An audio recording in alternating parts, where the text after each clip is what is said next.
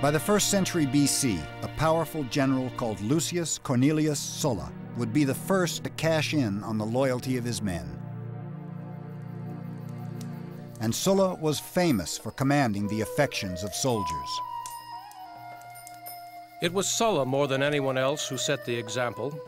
In order to corrupt and win over the soldiers of other generals, he gave his own troops a good time and spent money lavishly on them. He was thus, at the same time, encouraging the evils of both treachery and of debauchery. Plutarch.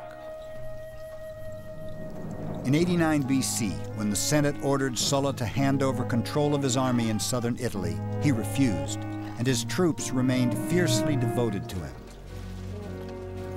Armed with 6 renegade legions, more than 30,000 men, Sulla then did an astonishing thing. He marched on the city of Rome.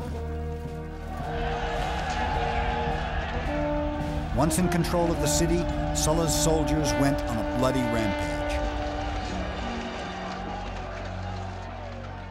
Hundreds of Sulla's political enemies were then rounded up and executed, and he was the first among several generals who was to use his military forces in this way.